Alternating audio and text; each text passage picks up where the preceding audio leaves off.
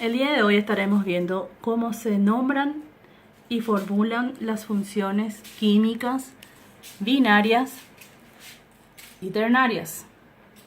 Dentro de las combinaciones binarias tenemos nosotros a los óxidos, a los anhídridos, hidruros no metálicos, hidruros metálicos, sales binarias.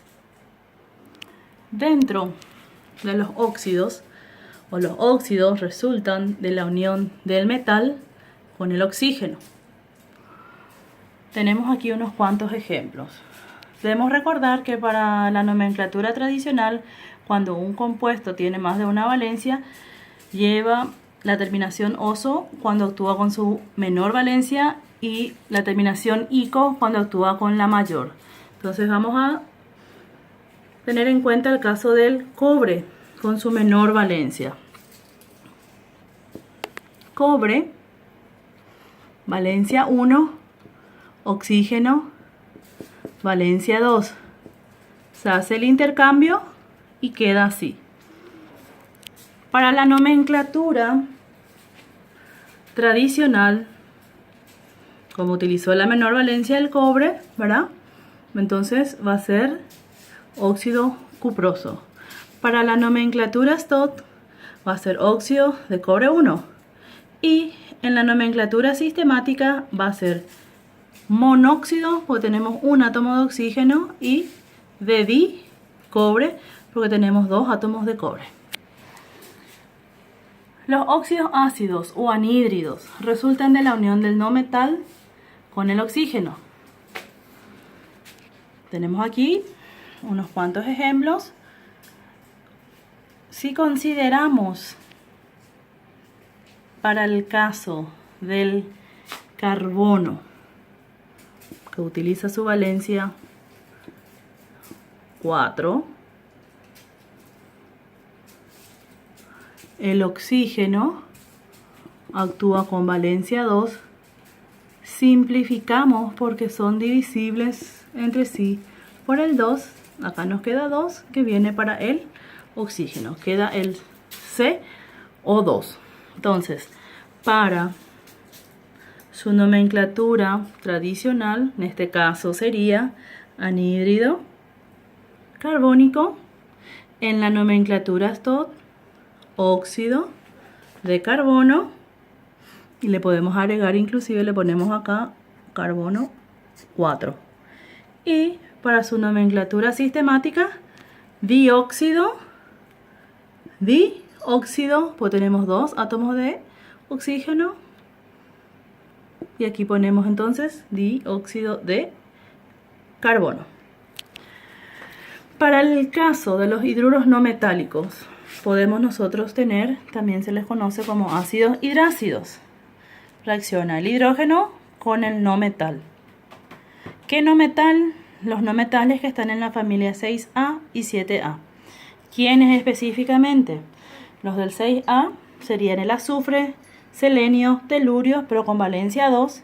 Y los del 7A, cloro, bromo, yodo y flúor con valencia 1. Como son ácidos hidrácidos, los ácidos hidrácidos llevan la terminación hídrico, ¿sí? En cuanto a su nomenclatura tradicional. Si tenemos en cuenta el caso del hidrógeno, valencia 1, flúor, valencia 1, queda así. Este vendría a ser el ácido fluorhídrico. En la nomenclatura tradicional llevaría como nombre entonces ácido fluorhídrico, teniendo en cuenta la terminación hídrico. En la nomenclatura STOT lleva la terminación 1, entonces sería fluoruro de hidrógeno 1, y en la nomenclatura sistemática sería fluoruro de hidrógeno. Hay otro caso que resultan de los hidruros no metálicos, que vendrían a ser los compuestos especiales, que resultan de la unión del no metal con el hidrógeno. Ahora, ¿qué no metales? Tenemos entonces nitrógeno, fósforo, arsénico, antimonio, boro con valencia 3 y el carbono, silicio y germanio con valencia 4. Entonces, si tenemos en cuenta que el nitrógeno reacciona con el hidrógeno y el nitrógeno va a actuar con su valencia 3, se une con el hidrógeno que tiene valencia 1, hacemos el intercambio, el 3 pasa acá, tenemos al NH3. Para su nomenclatura tradicional vamos a tener al amoníaco. Nomenclatura moderna vendría a ser el nitruro de hidrógeno y en su nomenclatura sistemática sería el trihidruro de nitrógeno. Y el último compuesto de las funciones químicas binarias tenemos a las sales binarias. Las sales binarias resultan de la unión, puede ser de un metal más no metal o de dos no metales que reaccionan entre sí. ¿Sí? Vamos a analizar el caso del hierro.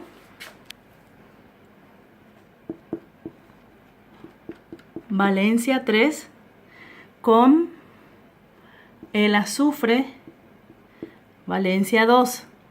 El 2 pasa para el hierro y el 3 del hierro pasa para el azufre.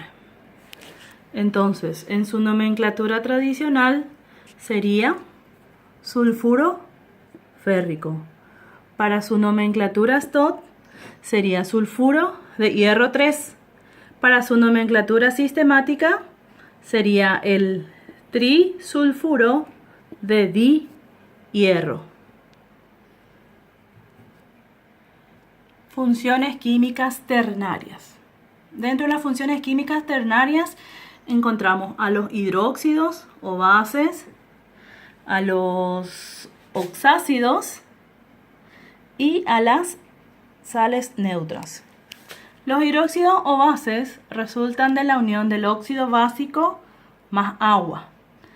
¿Sí? ¿Cómo nosotros identificamos que es un hidróxido? Por el grupo OH que se encuentra unido al metal. ¿Sí? Entonces, si nosotros analizamos el caso del hierro, que actúa con su menor valencia, en su nomenclatura tradicional, hierro, valencia 2. Como es hidróxido, ya hacemos directo, ya sabemos que se une al grupo OH. Y este tiene valencia 1. El 2 del hierro pasa para el OH. Entonces, en su nomenclatura tradicional sería óxido ferroso. En la nomenclatura STOT sería dihidróxido de hierro. Y para la nomenclatura sistemática, hidróxido de hierro 2. Siempre teniendo en cuenta ese ejemplo.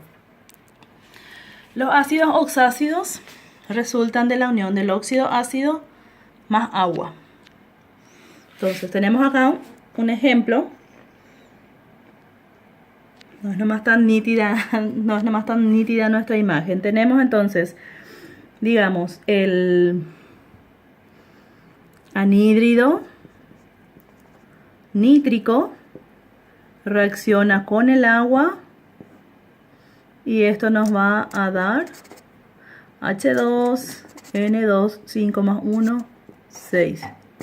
Simplificamos esto y nos queda HNO3, que es el ácido nítrico. En su nomenclatura tradicional llevaría entonces el nombre de ácido nítrico. En su nomenclatura STOT sería ácido trioxo nítrico 5. Y en la nomenclatura sistemática, trioxo nitrato de hidrógeno. Y el último, que corresponde a las sales neutras, que resultan de la unión de los ácidos oxácidos más el hidróxido. Entonces, tenemos acá las nomenclaturas. Si a nosotros nos pide escribir la fórmula del carbonato de potasio, tenemos que recordar también los términos oso e ico. Oso, bonito, y pico de pato, ¿sí? Oso llevaría la terminación ito, y si es ico, ato, se cambia por el ato, ¿sí? Entonces, como a nosotros nos pide escribir la fórmula del carbonato de potasio. Carbonato de potasio. Este carbonato, ¿de dónde viene? ¿O de dónde se origina? Se origina del ácido carbónico, ¿verdad?